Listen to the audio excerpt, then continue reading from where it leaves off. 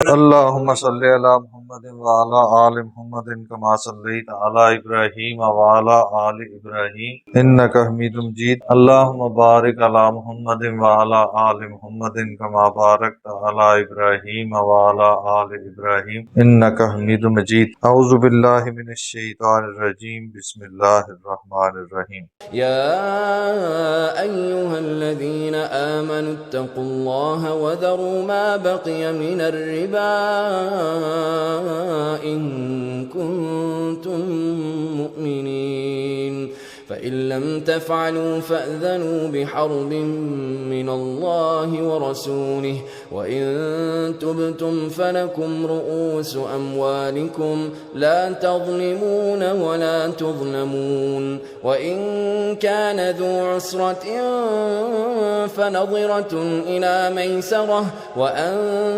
تصدقوا خير لكم إن كنتم تعلمون واتقوا يوما ترجعون فيه إلى الله ثم توفى كل نفس ما كسبت وهم لا يظلمون.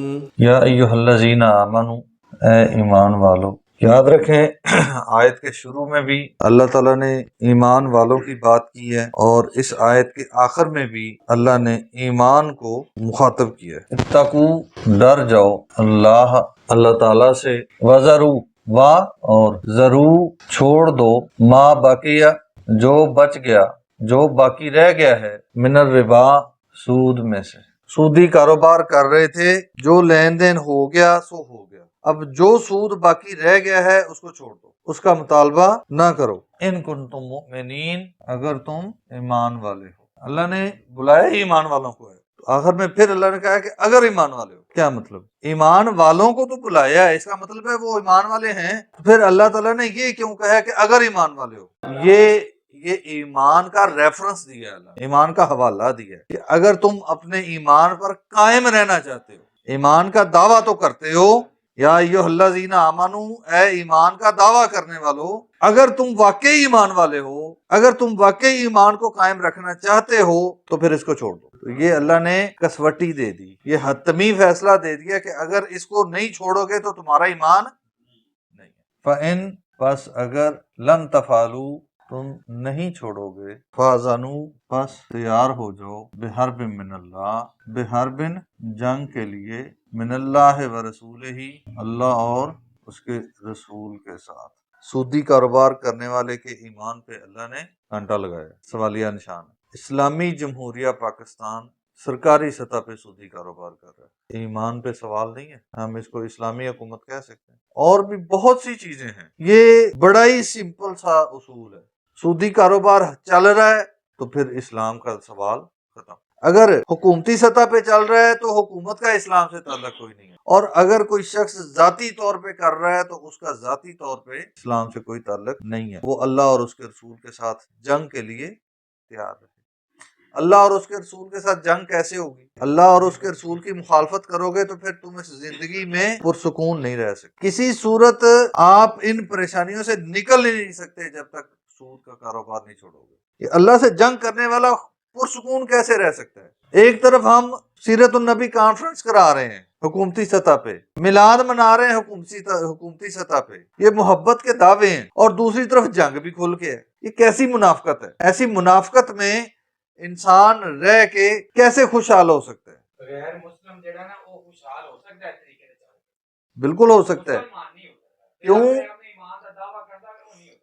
اس کی وجہ یہ ہے کہ اللہ نے یہاں پہ جنگ کا اعلان کس کے لیے کیا ہے؟ ایمان والوں کے لیے. کہ تم دھوکہ دیتے ہو، اندر سے غیر مسلموں والے تمہارے رویے اور اوپر سے اسلام کا لیبل، اللہ اور اس کے رسول کے نام کو بدنام کر رہے ہو. ہے نا، مسلمان جو بھی حرکت کرے گا تو بدنامی کس کی ہوتی ہے؟ اسلام کی. کوئی یہ نہیں کہتا کہ فلاں شخص نے یہ کام کیا ہے. جب بھی غیر مسلم کوئی بات کرتا ہے تو وہ کہتا ہے مسلمانوں کی یہ حرکتیں ہیں. اور صحابہ نے جو دین پھیلایا، اتنی فتوحات ہوئیں، اس کی وجہ کیا تھی؟ ان کا ذاتی کردار. لوگ ان کو دیکھ کے مسلمان ہوتے تھے، پڑھ کے مسلمان کم ہوئے ہیں. وَإِن، اور اگر تم توبہ کر لو، فَلَكُمْ، پس تمہارے لیے ہے، رؤوس اموالکم، تمہارے اصل مال. مثال کے طور پہ اگر 2 لاکھ قرضہ دیا تھا تو اب وہ 2 لاکھ ہی تمہارا حق بنتا ہے، اس پہ جو تم پہلے سود وصول کر چکے ہو وہ گیا، اب جو باقی رہ گیا ہے اس کو چھوڑ دو، اب جو تم نے مطالبہ کرنا ہے وہ صرف اصل 2 لاکھ کا ہی مطالبہ کرنا ہے۔ یہ کب ہے؟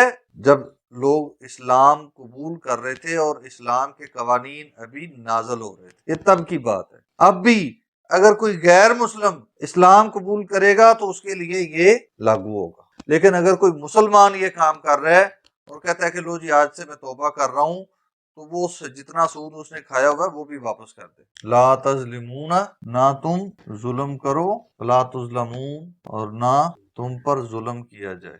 تم ظلم نہ کرو، کیسے؟ سود نہ لو، اور تم پر ظلم نہ کیا جائے، وہ کیسے؟ کہ جو اصل مال ہے تمہارا وہ تمہیں واپس لازمی ملے، وہ نہ کھایا جائے۔ وَإِن، اور اگر، یہ اوپر جو بات ہو گئی یہ تھا اصول، یہ قانون وضع ہو گیا۔ آگے اللہ تعالیٰ کی طرف سے ایک مشورہ ہے، اور اگر کان ذو عسرۃ، وہ تنگ دست ہو، جس سے آپ نے قرض واپس لینا ہے وہ اگر تنگ دست ہے، وہ ابھی واپس نہیں کر رہا، جو وعدہ کیا تھا اس پہ پورا نہیں اتر پا رہا، فناظرۃ، بس مہلت ہے، الی میسرۃ، اس کی آسانی یا خوشحالی تک۔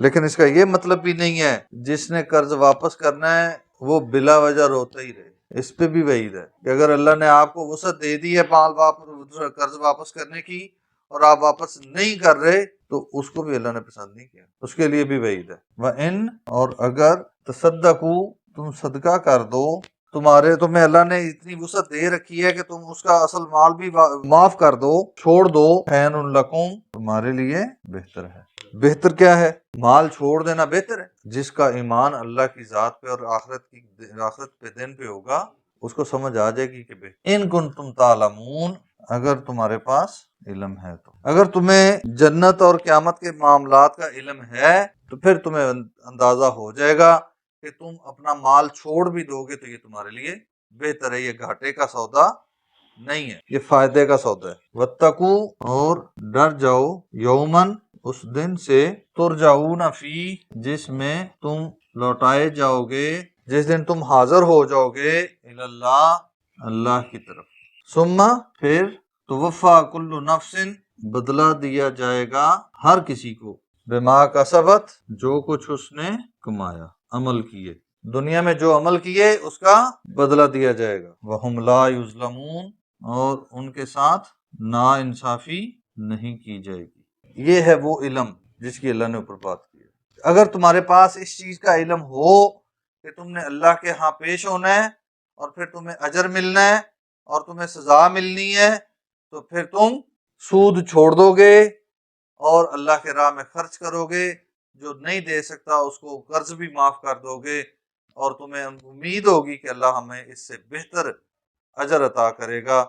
یہ وہ علم ہے جو اللہ تعالیٰ نے اگلی آیت میں بیان کر دیا۔ اللہ تعالیٰ ہمیں سمجھنے اور عمل کرنے کی توفیق عطا فرمائے۔